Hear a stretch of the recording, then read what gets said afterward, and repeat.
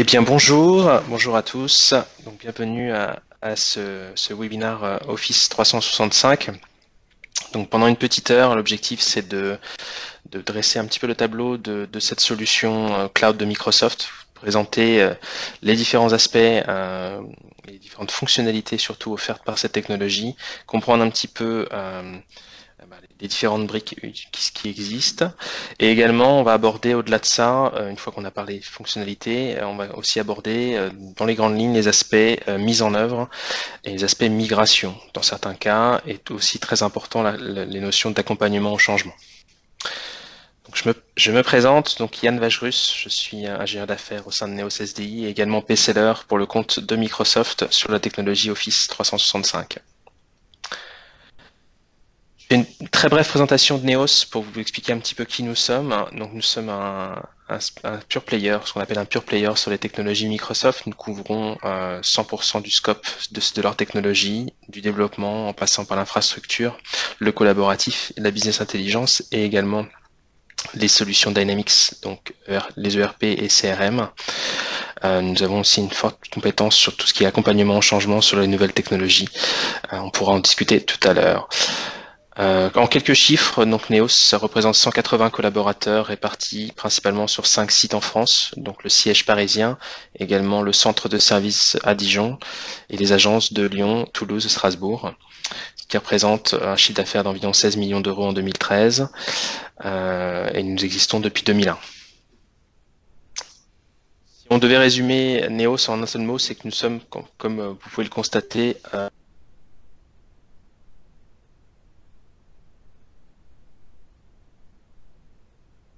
sur la technologie Microsoft, auquel nous avons droit, qui se justifie donc d'une part bien sûr par les certifications de nos collaborateurs, mais également par des satisfactions clients et des références clients qui sont remis en cause chaque année.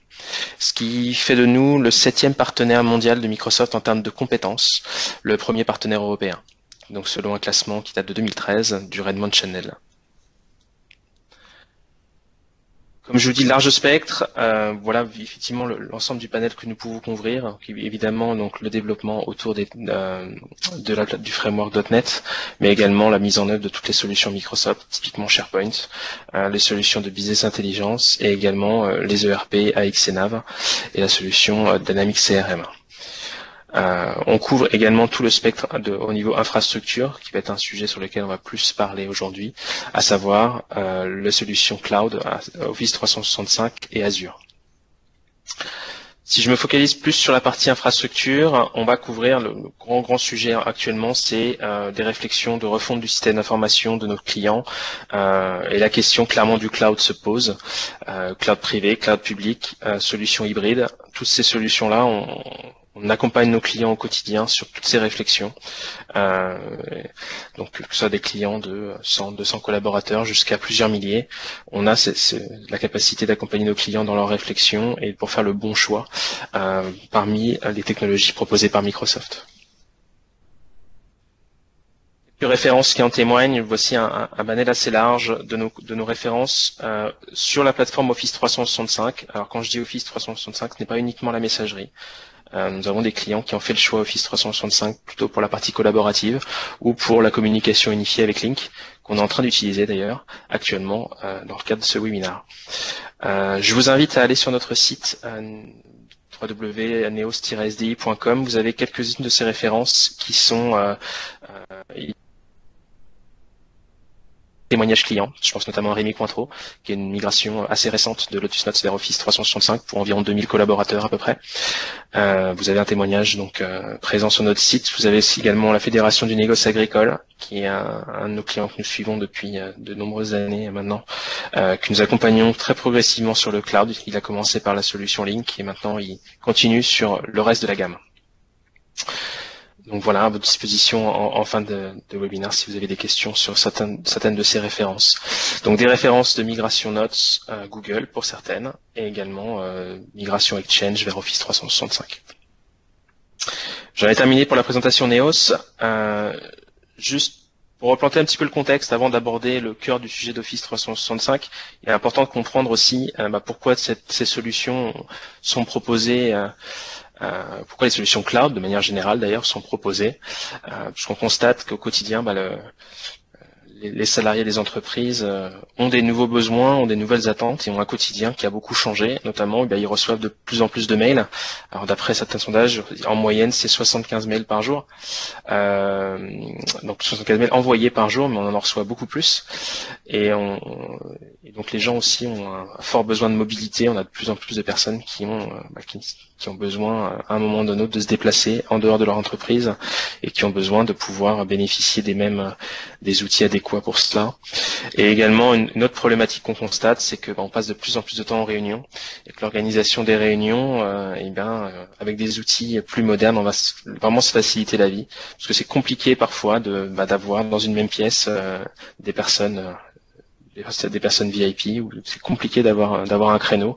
Et c'est vrai qu'avec des solutions modernes qu'on pourra exposer tout à l'heure, on va vraiment se simplifier la vie, pouvoir plus rapidement communiquer et faire des réunions.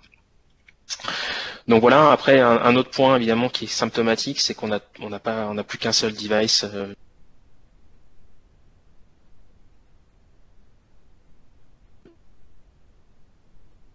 Moi y compris, on a un minima important.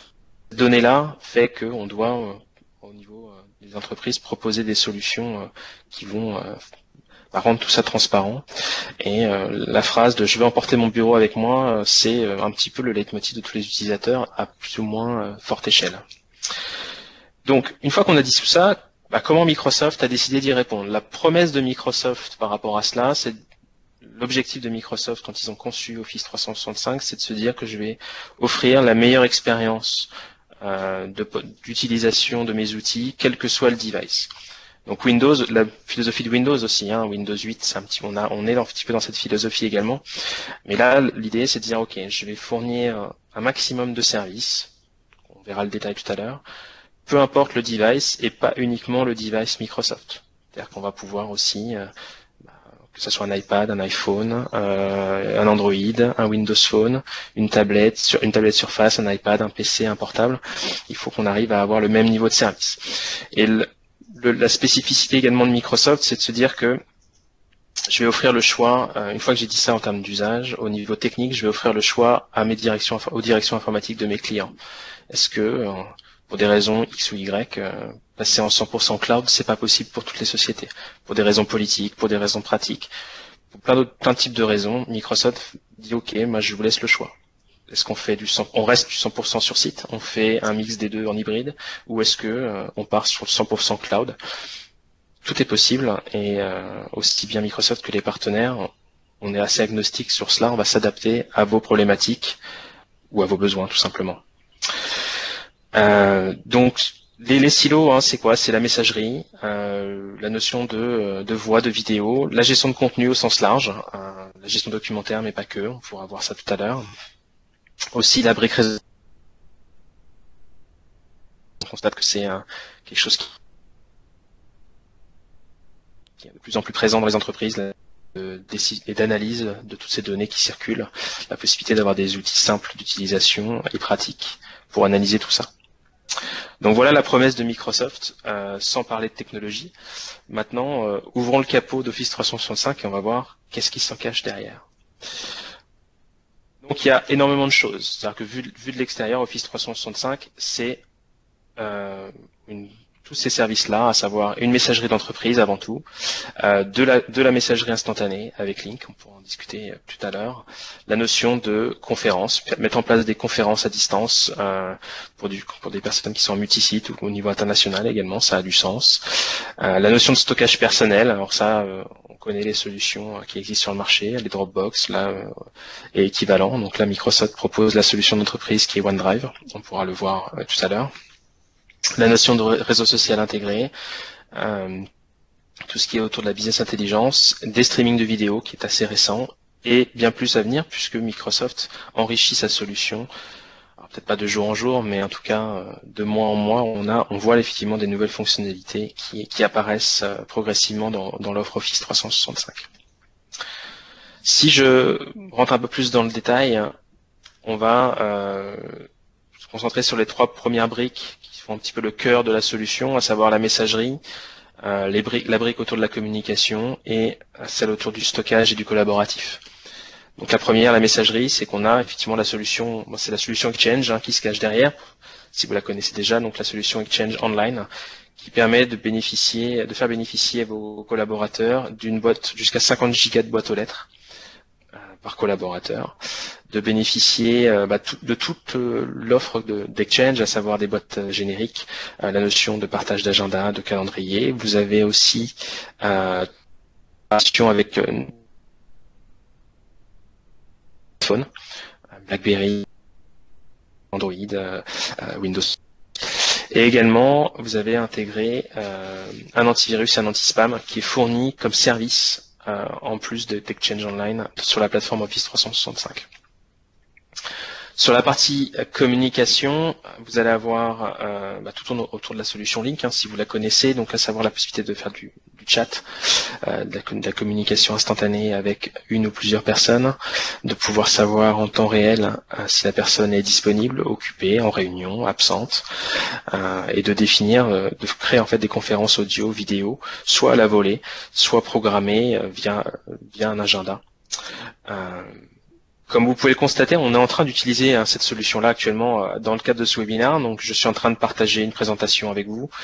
Si je le souhaitais, je pourrais vous donner la main, vous permettre de faire des annotations dessus. Enfin, on peut imaginer plein de choses, voire même vous donner la main sur mon PC. C'est aussi une solution qui est utilisée pour du support utilisateur en cas de problème.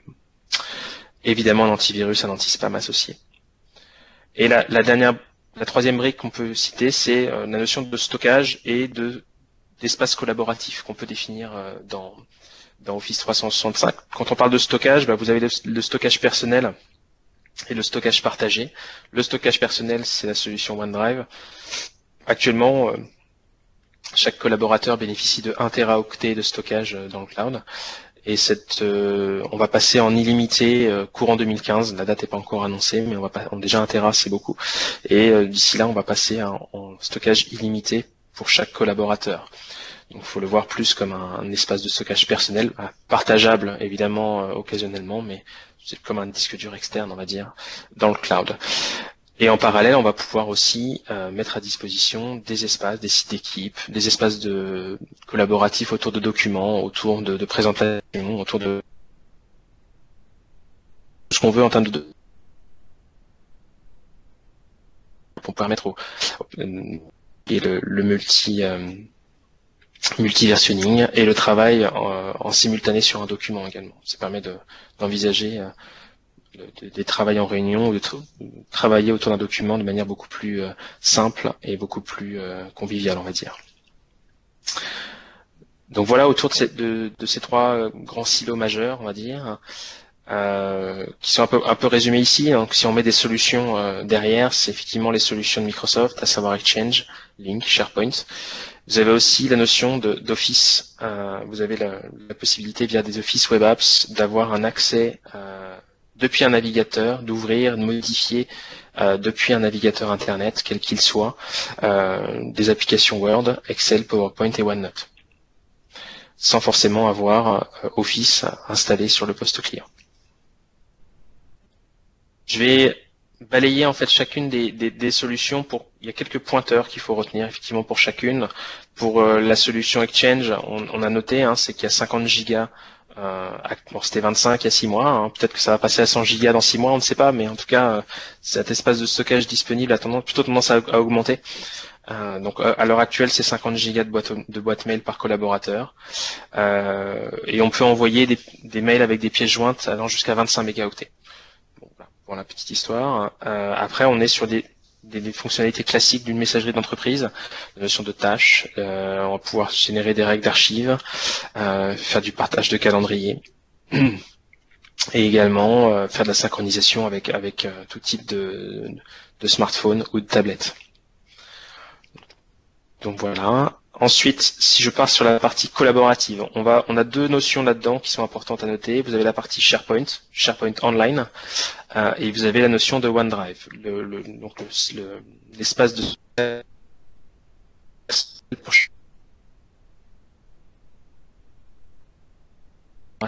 donc si on parle de OneDrive espace, d'espace de stockage pour lequel c'est soit du stockage personnel pour son travail, soit il y a aussi la possibilité de partager à une ou plusieurs personnes à l'intérieur de l'entreprise, voire même si vous lui donnez les droits vers l'extérieur, sous réserve d'un certain nombre de sécurités. L'autre aspect, c'est que vous allez pouvoir créer, avoir des espaces aussi pour faire des sites d'équipe et des sites collaboratifs. Encore une fois, soit à destination exclusivement des salariés de votre entreprise, mais vous avez aussi la possibilité, moyennant une configuration un peu différente, de créer des espaces qu'on appelle des extranets à destination soit de partenaires ou de clients, ou ça peut être aussi dans le cadre si vous gérez un réseau de, je prends l'exemple de réseau de courtiers par exemple pour quelques compagnies d'assurance, certains utilisent SharePoint pour mettre à disposition la destination de courtiers par exemple des informations qu'ils pourraient utiliser pour leurs clients. Donc ce sont des usages effectivement assez classiques. Alors vous avez la possibilité aussi d'avoir un client en fait pour pouvoir faire de la synchronisation dans le cadre de déplacement en mobilité, enfin de déplacement, vous allez pouvoir malgré tout avoir une copie locale sur votre poste et pouvoir le resynchroniser vers les espaces SharePoint une fois que vous êtes de nouveau connecté à Internet ou au sein de l'entreprise. La solution, alors c'est une solution qui, encore une fois, qu'on utilise. Donc vous allez pouvoir faire des réunions de 2 à 200 personnes. Voilà, je crois qu'il y a un petit temps de latence, c'est temps pour moi. Donc maintenant que vous y avez accès, la solution Link, donc c'est une solution un peu multicasquette. Le minima, c'est pouvoir effectivement communiquer avec un collaborateur. Ça permet au quotidien, c'est un peu l'utilisateur qui vous le dit autant que l'intégrateur, c'est que c'est aussi un moyen, surtout en interne, de diminuer le nombre de mails et de pouvoir échanger rapidement avec quelqu'un, s'assurer qu'il est disponible et pouvoir lui poser une question ou avoir une interactivité plus forte. Et en même temps,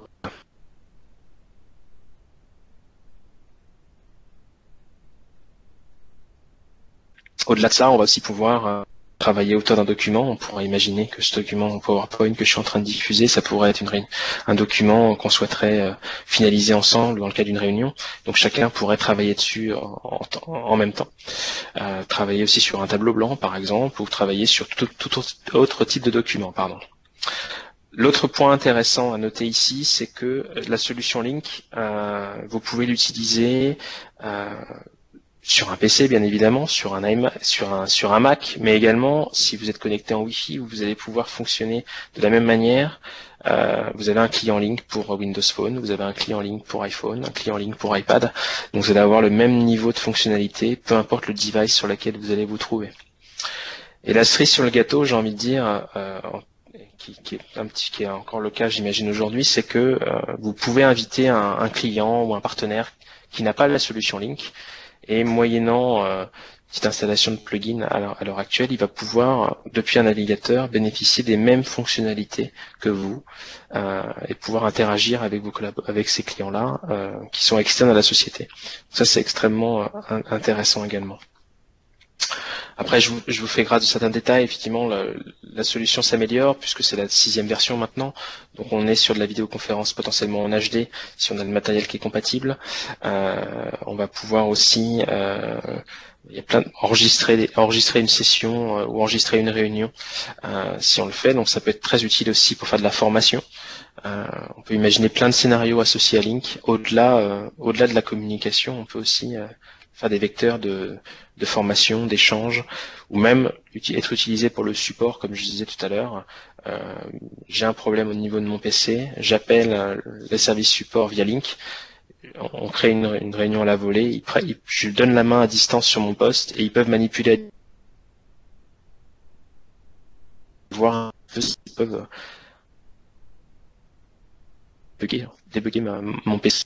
Sur les Office Web Apps, j'en parlerai donc un petit peu plus tard, mais en gros, cette solution-là, ça vous permet, entre guillemets, de bénéficier de la solution, enfin, d'un navigateur, dans le navigateur, de bénéficier de Word, Excel, PowerPoint et OneNote sans avoir Office installé sur le poste. Donc c'est intéressant, surtout en mode lecture, c'est à la fois utile pour un PC portable, mais également pour tout type de smartphone ou de tablette, de pouvoir avoir une version light d'Office pour continuer à travailler en situation de mobilité. C'est compatible évidemment pas qu'avec Internet Explorer, hein, c'est compatible grosso modo avec tous les navigateurs récents. J'ai pas des versions exactes de Firefox, de Chrome qu'il faut, mais grosso modo des versions relativement récentes, mais ça fonctionne sans aucun souci.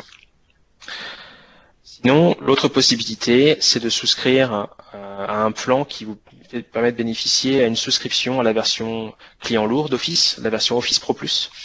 Alors c'est la version 2013 actuellement, donc il y a un petit peu plus de choses dedans, hein. Au-delà de Word, Excel, PowerPoint et OneNote, vous avez aussi bien sûr Outlook, la version client lourd d'Outlook, InfoPass, Publisher et Access. La petite spécificité, au-delà de la différence entre souscrire à Office en temps normal et souscrire à Office Pro Plus, déjà le premier point, c'est que vous allez pouvoir l'installer, chaque utilisateur va pouvoir l'installer sur 5 devices. On prend en compte le fait que les personnes ont plusieurs, les collaborateurs ont plusieurs PC ou plusieurs environnements, donc une licence vous permet de l'installer sur 5 PC ou 5 devices, on va dire, de votre choix. Ce qui est intéressant, c'est qu'on va évidemment tant que tant que vous avez souscrit à cette solution, dès qu'il y a une nouvelle version qui sort, vous y avez accès. Donc on a la version 2013 actuellement. Et vous avez aussi une notion qui s'appelle Office à la demande. Alors j'en parlerai un petit peu tout à l'heure. C'est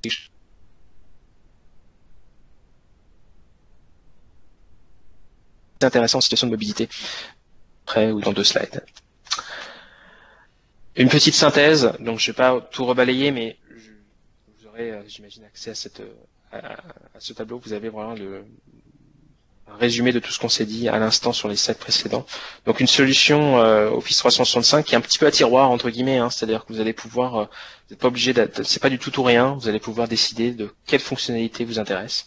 Certains clients ne prennent que Link, que SharePoint, que Exchange, d'autres prennent le pack entre guillemets un package complet pour bénéficier de l'ensemble des fonctionnalités.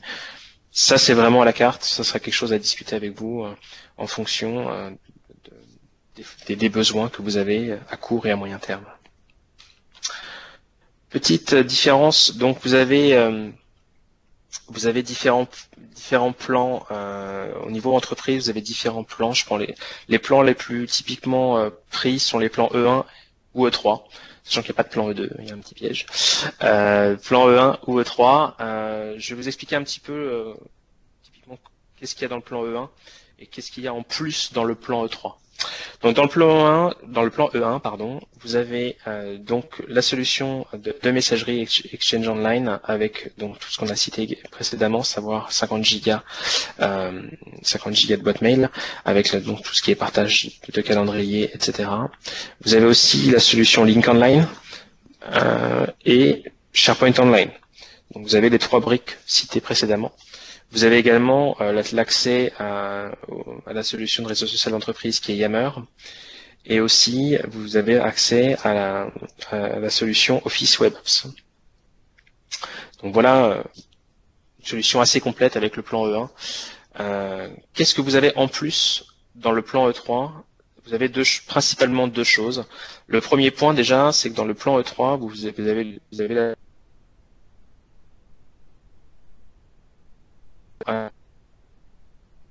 Office 365 Pro Plus. Donc ça, c'est un premier point assez différenciateur. Le deuxième point, c'est que si vous souhaitez, au-delà des 50 gigas d'espace mail par collaborateur, si vous souhaitez, dans le plan E3, vous avez la possibilité d'avoir accès à un espace de stockage d'archives d'email illimité pour chacun de vos collaborateurs. Ça, c'est vrai que ce sont un autre point très très intéressant, parce que au-delà de l'espace de stockage, vous allez aussi, ce qui est un petit peu explicité dans l'onglet protection, c'est que vous allez pouvoir avoir un moteur de recherche qui s'appelle eDiscovery, qui va vous permettre aussi de faire une recherche multi-boîte aux lettres sur ces espaces d'archives. Dans le cadre d'un audit pour lequel vous avez besoin de retrouver une information rapidement, que sais-je encore. En tout cas, vous avez cette possibilité-là.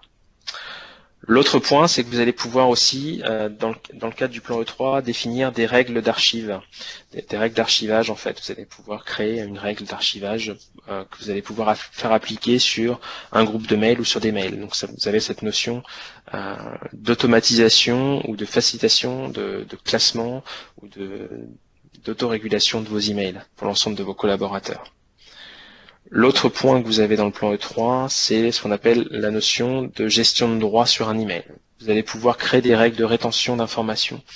Par exemple, je prends l'exemple typique, j'envoie un email à l'ensemble de mes collaborateurs qui est strictement confidentiel et je ne souhaite pas que cet email soit diffusé en dehors de l'entreprise. Je vais pouvoir brider en fait l'email pour empêcher les collaborateurs, soit de manière malveillante, soit par inadvertance, de l'envoyer à une personne externe à l'entreprise, de pouvoir l'imprimer, de pouvoir le forwarder, etc., de pouvoir faire en fait des choses non souhaitées. Au niveau du mail, je peux également mettre des règles disant que je mets une alerte à mon collaborateur carte bancaire qui apparaît dans un. Le dernier point qu'on peut citer, c'est vous avez aussi une brique de business intelligence que vous allez pouvoir avoir grâce au plan E3, notamment tout ce qui tourne autour de Excel et les notions de Excel Services. Vous allez pouvoir diffuser en fait des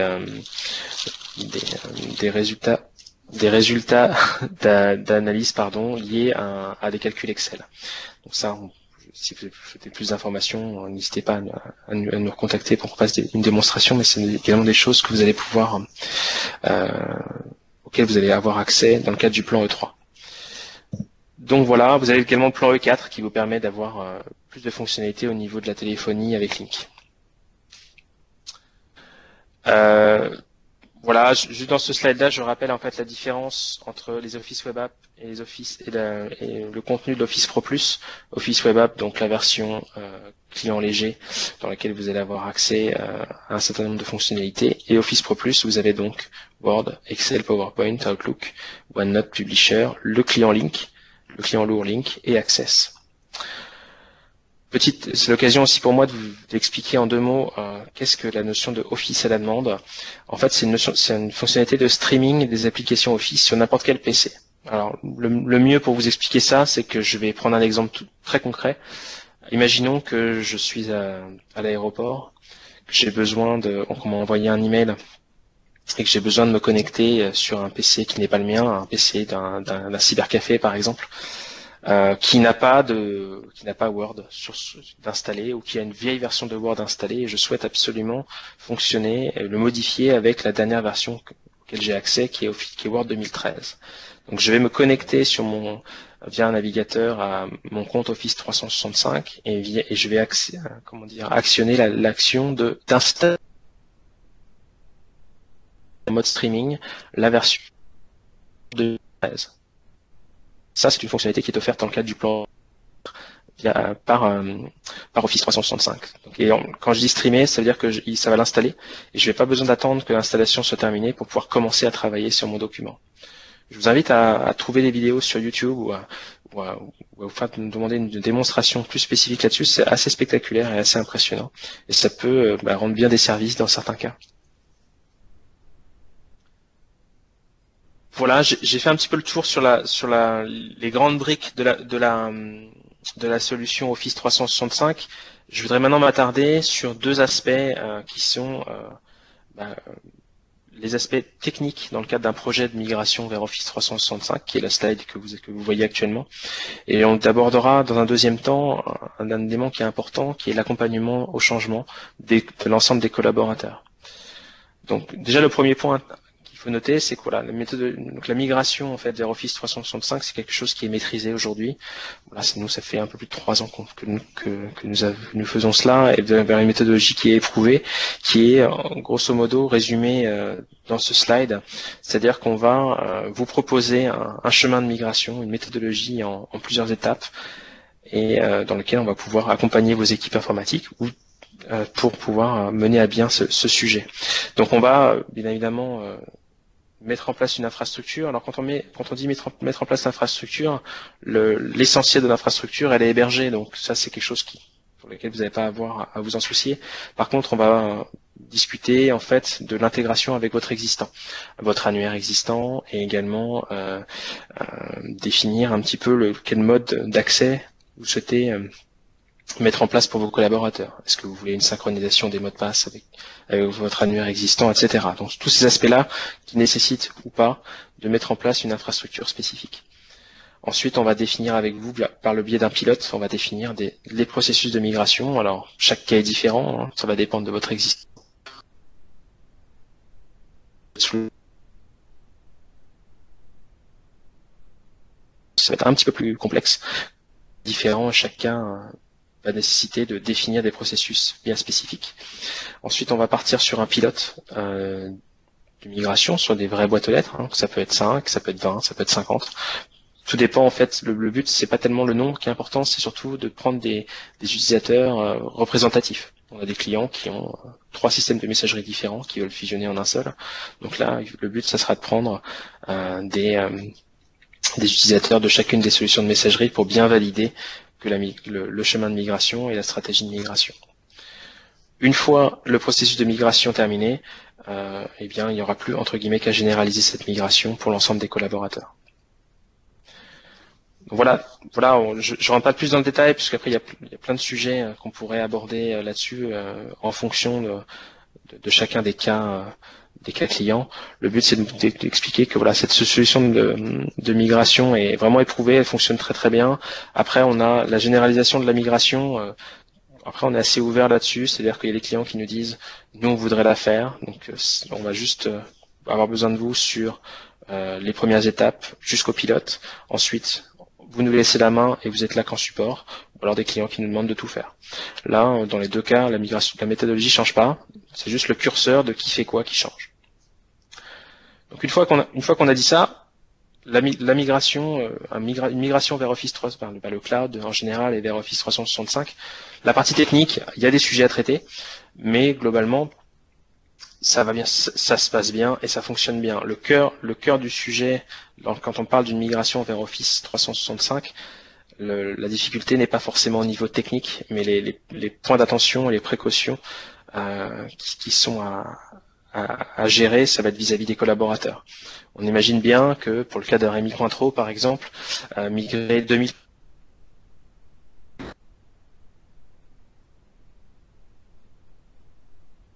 vers Exchange Online pour faire ça en amont, très en amont, et qu'on n'a pas aussi prévu tous les outils de formation et d'accompagnement le jour où les personnes arrivent le matin au bureau et qu'ils n'ont plus de notes et ils ont de l'Outlook, forcément ils vont avoir un petit choc psychologique et votre support va être inondé. Donc il y a tous ces aspects de communication, d'organisation non technique qui est vraiment très très important dans le cadre de ces projets-là et dans lequel Neos SDI est tout à fait à même d'accompagner ses clients et ça représente entre 25 et 50% du projet, très clairement.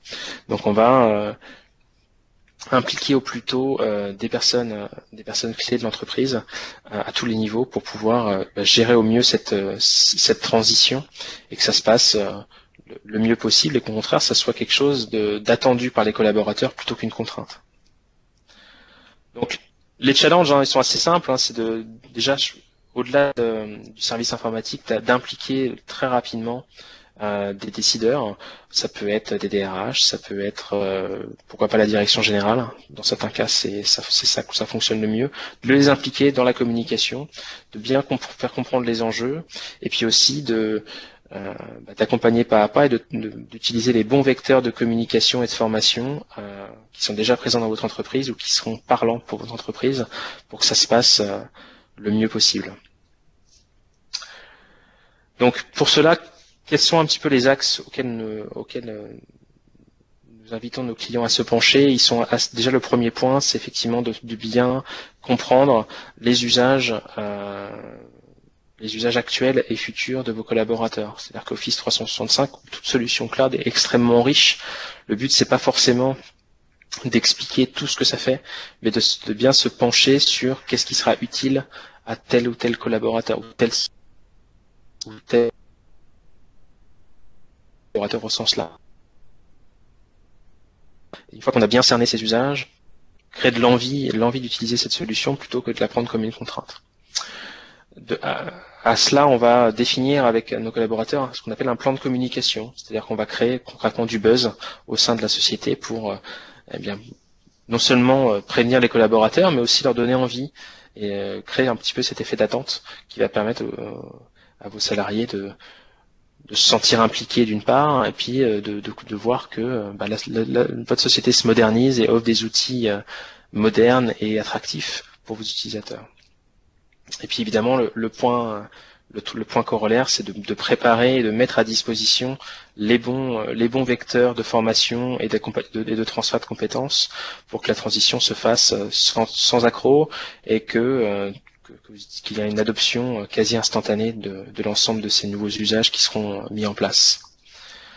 Et puis le quatrième point, on en revient un petit peu à la technique, mais évidemment, on va accompagner vos équipes techniques, alors que ce soit les équipes support ou les équipes projet ou les équipes de production, sur la migration en tant que telle, mais également sur les fonctionnalités techniques qui sont liées aux usages qui ont été mis en place via les solutions Office 365. Donc voilà, ça c'est vraiment un vecteur très important qu'on a des équipes très au fait de ce genre de sujet et qui sont partie prenante au-delà de la solution technique qui sera mise en œuvre.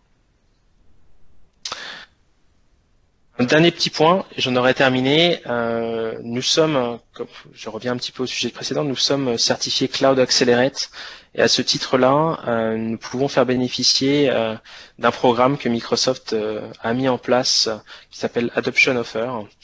Donc il y a deux aspects là-dessus. Il y a un aspect qui est que vous allez pouvoir tester gratuitement la solution pendant 3 mois. Si vous allez sur les sites de